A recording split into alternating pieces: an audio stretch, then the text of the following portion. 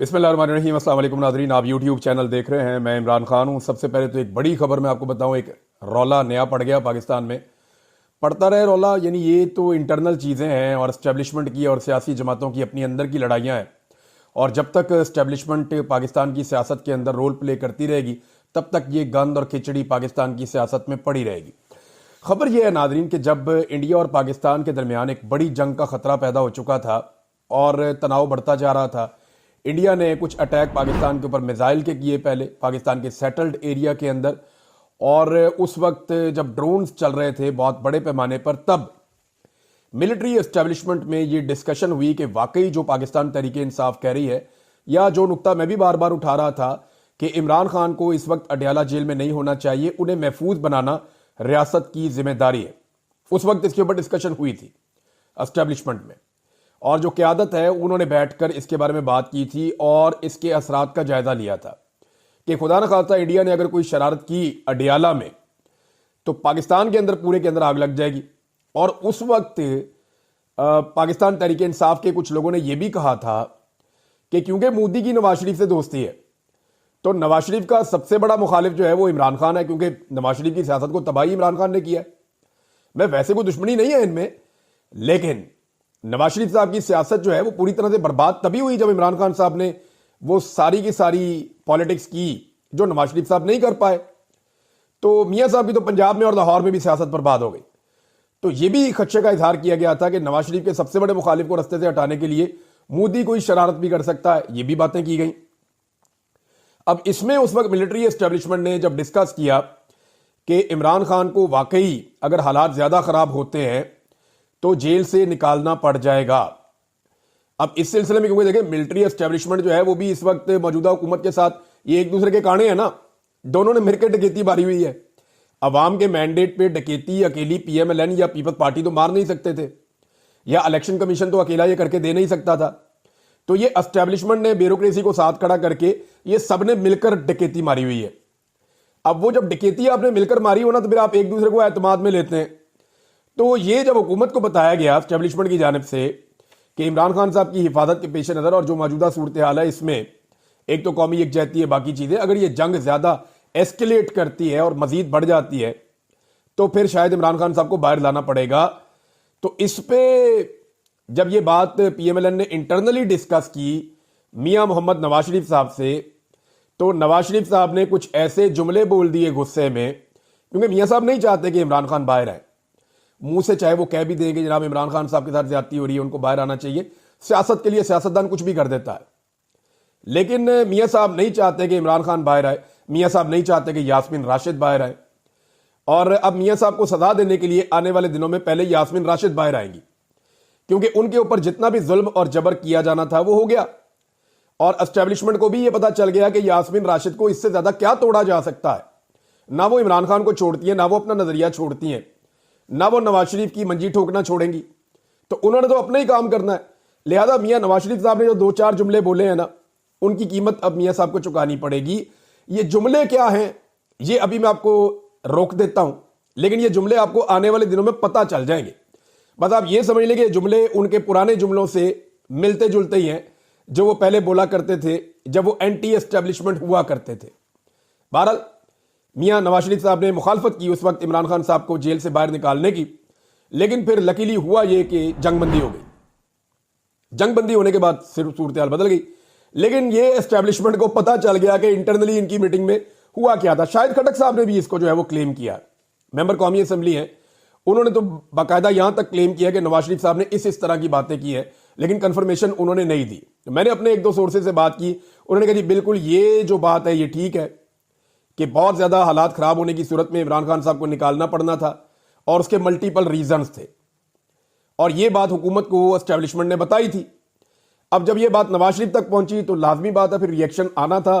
वो जो मियां साहब का रिएक्शन आया उसे कोई ज्यादा पसंद नहीं किया गया, लेकिन इसे कोई फर्क नहीं पड़ता। मेरे ख्याल में जो सियासी फैसले हैं वो सियासतदानों को करने चाहिए, और ये जो झूठी गिरफ्तारियां और जेलें हैं ये चीजें वैसे ही खत्म कर देनी चाहिए इस मुल्क के अंदर।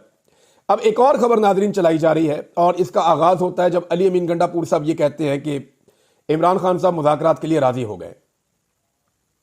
उन्होंने और बहुत सारी बातें की। उन्होंने कहा जी कि मुझे हर हफ्ते मिलाना चाहिए इमरान खान से, मैंने सूबा चलाना है इमरान खान के विजन के मुताबिक, जब नहीं मिलाएंगे तो फिर मैं कैसे वहां पे उनके विजन के मुताबिक कैसे परफॉर्म करूंगा। फिर गंडापुर साहब ने कहा जी कि इमरान खान साहब मुज़ाकरात के लिए राजी हैं। देखिए, इमरान खान साहब पहले दिन से मुज़ाकरात के लिए राजी हैं। सियासतदान मुज़ाकरात ही करता है। यह नहीं हो सकता कि सियासतदान टेबल पे ना बैठे और वो कहे जी बंदूक उठा लो।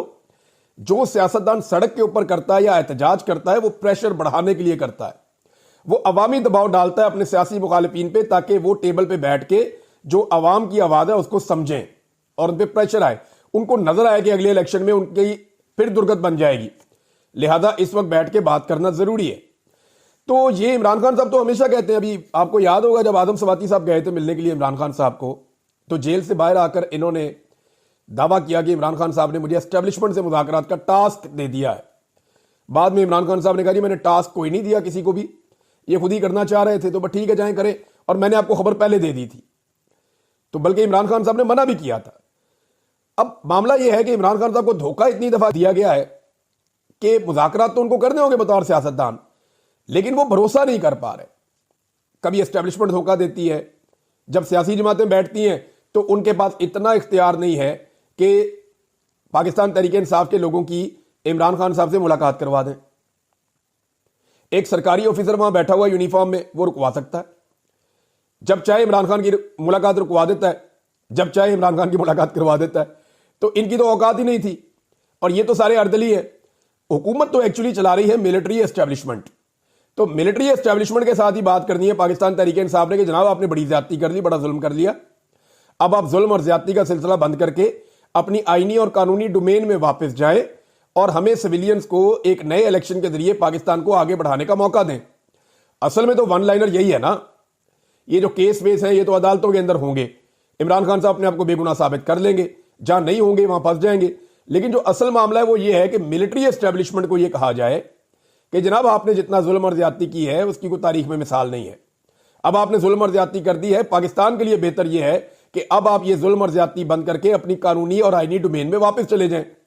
लेकिन मिलिट्री एस्टेब्लिशमेंट को साथ में खौफ यह भी है कि जो हमने जुल्म और ज्यादती की है इस पर कहीं हमारी पकड़ ना हो जाए। और इमरान खान के बारे में उन्हें यह लगता है कि इमरान खान कहीं वो लीडर तो नहीं है कि जो वाकई में उनकी पकड़ कर ले।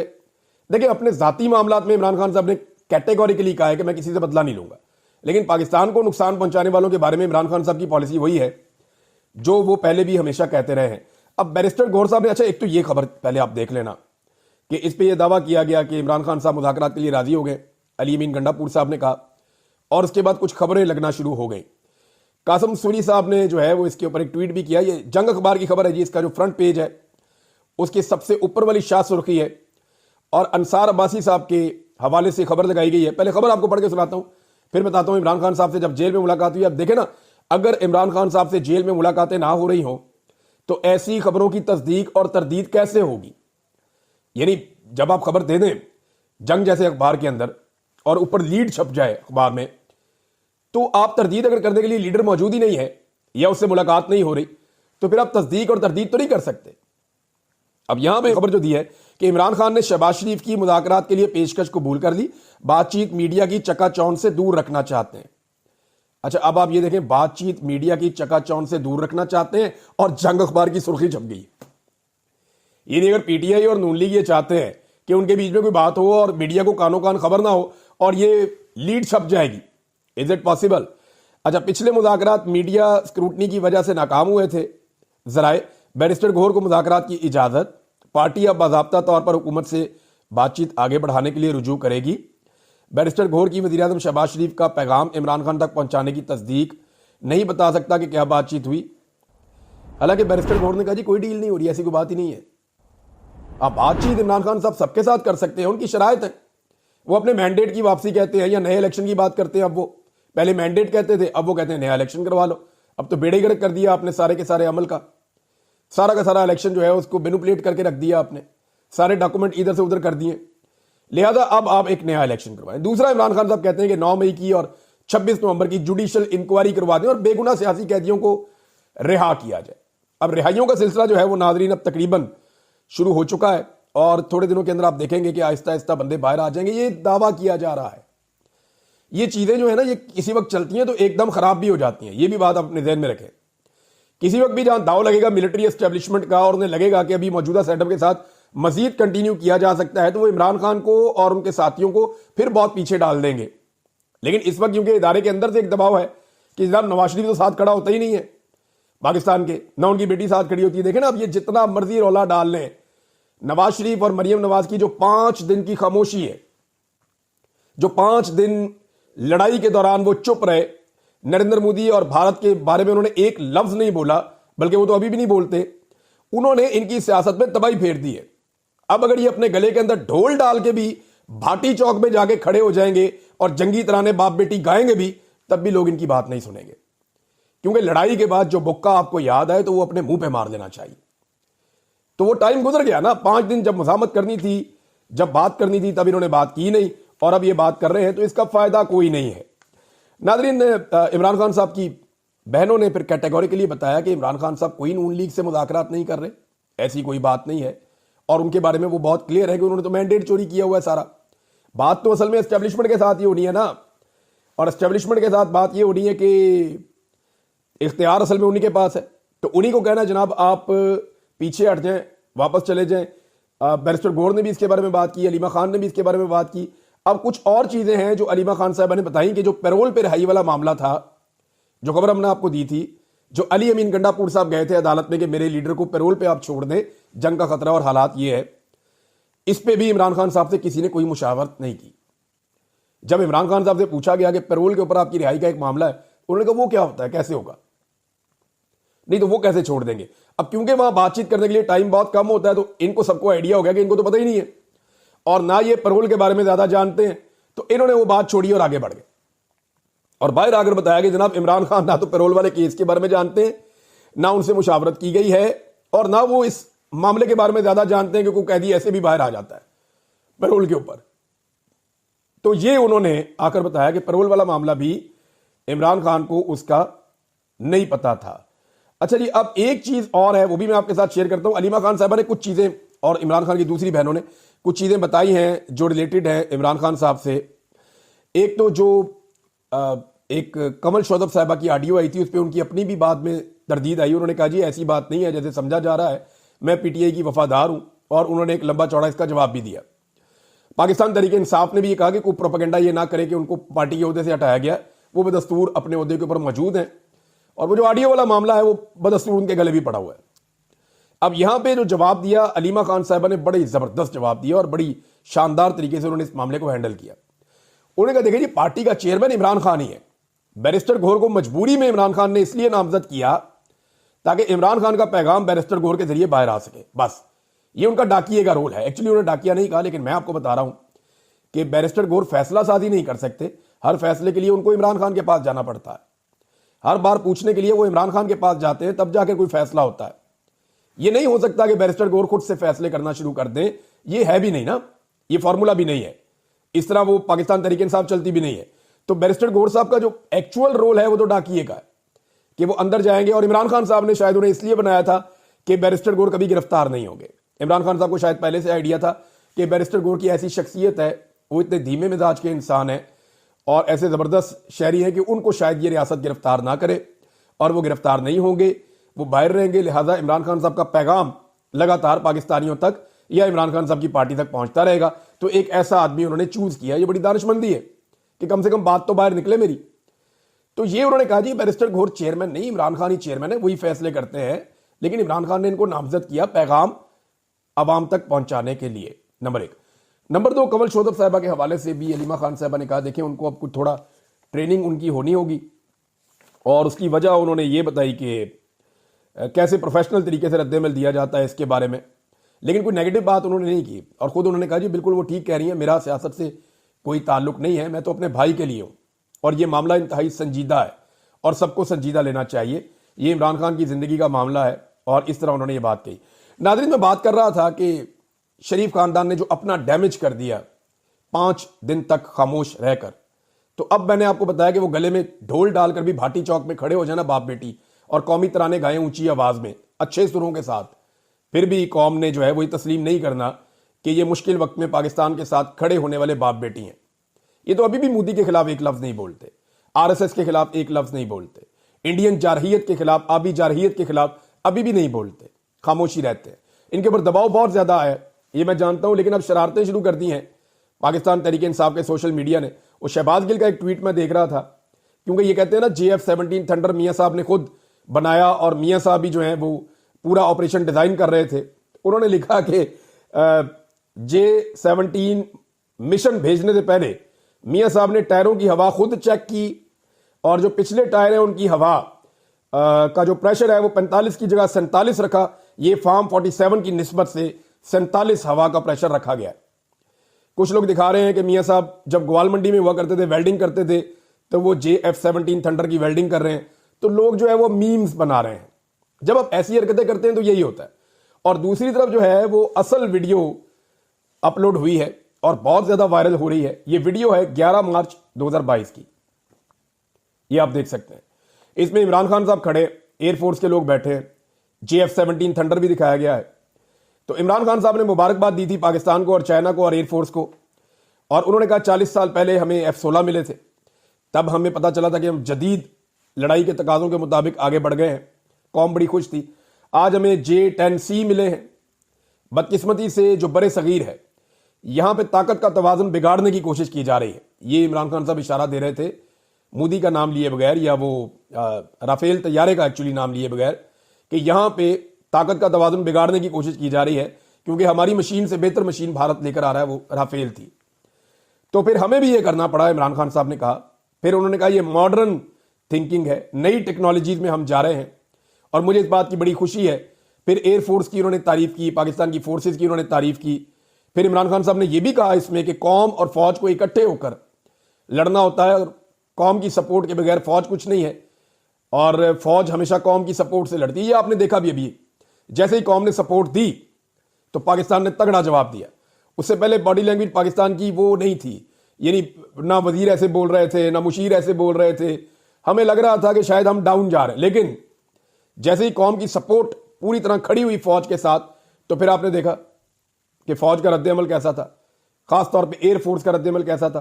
तो ये इमरान खान साहब की बड़ी वायरल हो रही है वीडियो, और इस वीडियो में यह साबित होता है कि एक्चुअली वो इमरान खान थे जो J-10C को पाकिस्तान लेकर आए। बल्कि उन्होंने इस वीडियो में शुक्रिया अदा किया चाइना का, इमरान खान साहब ने, कि उन्होंने वक्त से पहले बड़े अच्छे तरीके से ये तैयारे पाकिस्तान को फराम किए 8 से 10 महीने के अंदर, हालांकि इसमें सालों लग जाते हैं। तो ये चाइना ने बड़ी मेहरबानी की थी पाकिस्तान के ऊपर।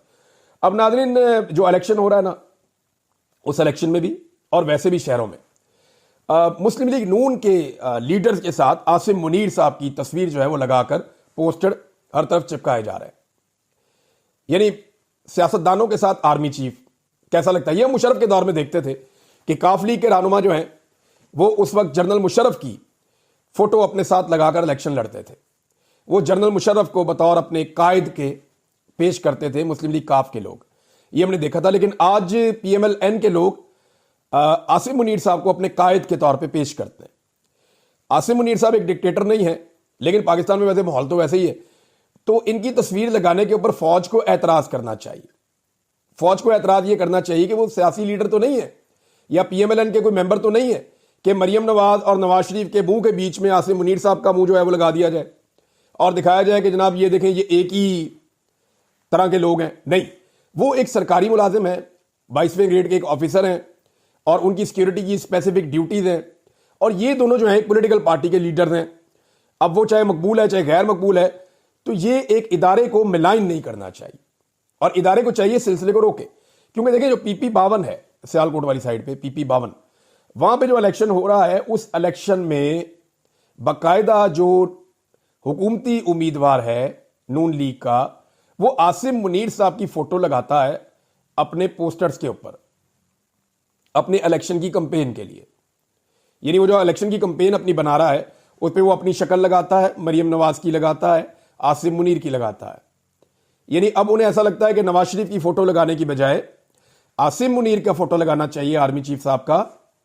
शायद उन्हें यह लगता है कि आसिम मुनीर साहब उनको इलेक्शन जितवाएंगे और नवाज शरीफ इलेक्शन नहीं जितवाएंगे। तो आर्मी चीफ को मुतनाज़े करने का इससे बेहतर कोई और तरीका PMLN के पास हो नहीं सकता। देखिए आर्मी चीफ है ना, वो एक फोर्स के आर्मी चीफ है, कल उनकी जगह कोई और होगा। ये एक ओहदा है, इसको आप पॉलिटिसाइज ना करें, इसको पॉलिटिक्स के अंदर ना घसीटें। ये जो तासुर दिया जा रहा है कि आसिम मुनीर साहब का ताल्लुक नून लीग के साथ है और नून लीग इस ताल्लुक को एंजॉय भी कर रहे हैं, हर जगह पोस्टर में चिपका रहे हैं, लगा रहे हैं, इलेक्शन कैंपेन के अंदर लगा रहे हैं, ये नामुनासिब है और फौज को यह सिलसिला रोकना चाहिए। फर्ज करें वह पाकिस्तान तहरीक इंसाफ अगर इलेक्शन जीत जाती है तो क्या तहरीक इंसाफ ने आसिम मुनीर साहब को शिकस्त दी है? क्योंकि वो तो कैंपेन में उनका नाम इस्तेमाल कर रहे हैं। और फर्ज करें अगर वहां पाकिस्तान तहरीक इंसाफ को धांधली करके इलेक्शन हरा दिया जाता है तो फिर क्या यह धांधली इसलिए हुई है कि आसिम मुनीर साहब का नाम उन्होंने अपनी कैंपेन में इस्तेमाल किया था? तो दोनों सूरतों में इसमें कमाई कोई नहीं है, इसके अंदर उल्टी बदनामी है। तो इस बदनामी से पाकिस्तान के आर्मी चीफ को, पाकिस्तान की आर्मी को बचाना चाहिए और नून लीग से दरखास्त करनी चाहिए कि जनाब मियां नवाज शरीफ की फोटो लगाएं, आसिम मुनीर साहब की फोटो ना लगाएं। देखिए ना पाकिस्तान तहरीक इंसाफ कितने शौक से और कितने जज्बे से फोटो लगाती है इमरान खान की। शिबली फराज साहब ने उठा के फोटो रखी सेनेट में सामने ऐसे कि जनाब ये इमरान खान की फोटो रख के मैं बात करूंगा, तो फौरी तौर पे एक टीवी चैनल ने ब्लर कर दिया, दूसरे ने हटा ही दिया उसको, तीसरे ने वो जूम करके जो उसका चेहरा दिखा दिया, नीचे से गायब कर दिया, बाकी टीवी चैनल ने 2 विंडोज कर दी कि कुछ ना कुछ करके किसी ना किसी तरह जो है वो इमरान खान की फोटो टीवी के ऊपर ना चले। तो जिन लोगों को अपने लीडर पे फख्र होता है वो अपने फोटो साथ लेके लीडर के घूमते हैं और जिन्हें नहीं होता है वो बेचारे पोस्टर्स के ऊपर भी अपनी इलेक्शन के दौरान भी नहीं लगाते, क्योंकि उन्हें इस बात का आइडिया है कि अगर ये फोटो हम लगाएंगे तो शायद हमें जो वोट पढ़ने हैं वो भी ना पढ़ें। अब नाजरीन, अलीमा खान साहिबा ने कहा कि अलकादर केस जो है 2.5 महीने हो गए हैं, हमने दरखास्त दी थी, अब जाके जनाब ये मुकर्रर हुई है। इनका ख्याल ये है कि हमें थका देंगे, तो हम नहीं थकेंगे। अव्वल तो ये सजा ही नहीं होनी चाहिए थी। अलकादर केस इंतहाई अहमकाना केस है। पैसे मलिक रियाज के थे, वो पैसे आज शहबाज शरीफ इस्तेमाल कर रहा है। मसला इन सबका था और जेल में इमरान खान को भेज दिया है। हम यहां जमा रहेंगे, केस भी लगवाएंगे और इंसाफ लेंगे। फिर उन्होंने कहा कि एक ही दिन में 2 अदालतों में केस लगा। ऐसा तो नहीं होता, जजेस तो वकला से मशवरा करते हैं कि अगर आपके क्लाइंट का दूसरा केस है पहले वो देख लें फिर ये देख लें। तो ये तारीख भी डिस्कस की जाती है, लेकिन यहां नहीं की गई। लोगों के साथ जो जुल्म होगा तो वो इंसाफ के लिए फिर किधर जाएंगे। साथ में उन्होंने ये भी कहा कि इमरान खान साहब का जो केस है वो वकला में बता रहे हैं कि आधे घंटे का केस है, आधे घंटे में फैसला हो सकता है और इमरान खान साहब की रिहाई हो सकती है। 1-2 दिन में होने वाले मामूल का जो काम है उसके लिए महीनों हमें जिद्दोजहद करनी पड़ रही है पाकिस्तान में। अब नोटिस हो गए हैं, आइंदा बुध को बहस होगी, देखते हैं कब तक चलाते हैं ये केस। ईद भी आ रही है, ये भी अलीमा खान साहिबा ने कहा। तो बड़ी डट कर खड़ी है इमरान खान साहब की बहनें। काजी फायद ईसा ने नादरीन ने एक लिख दिया है आर्टिकल डॉन के अंदर, और जो ले दे हो रही है। आर्टिकल तो शायद किसी ने नहीं पढ़ना था, लेकिन पीटीआई के लोगों ने या पाकिस्तान के सोशल मीडिया एक्टिविस्ट जो बहुत गुस्से में है नौजवान, उन्होंने उठा के लगा के कादी साहब की ऐसी तैसी फेर दी। कादी साहब से सब्र नहीं हो रहा। मैंने आपसे पहले भी कहा था, इस आदमी को बहुत फिक्र है कि लोग इसके बारे में क्या सोचते हैं। जब ये चीफ जस्टिस नहीं बना था मैंने तब भी कहा था कि इस आदमी को, मैंने 2022 और 23 में ये कहा था कि काजी फायद ईसा को इस बात की बहुत फिक्र है कि लोग इसके बारे में क्या सोचते हैं और ये इसका इंपैक्ट लेगा। और आज वो इसी फिक्र में है कि जनाब मेरी तो हर तरफ थू थू होती है, भेस बदल के मैं कहीं नहीं जा सकता। तो काजी फायद ईसा साहब और जनरल बाजवा दोनों एक जैसी कैफियत का शिकार है। जनरल बाजवा के अपने और बहुत सारे बखेड़े और मसाइल हैं, लेकिन काजी साहब अब आर्टिकल लिख के किसी ना किसी तरह रेलिवेंट होना चाह रहे हैं। तो काजी साहब बिल्कुल वैसे ही रेलिवेंट नहीं हो सकते जैसे जनरल बाजवा नहीं हो सकते और जैसे नवाज शरीफ फिलहाल के वक्तों के लिए नहीं हो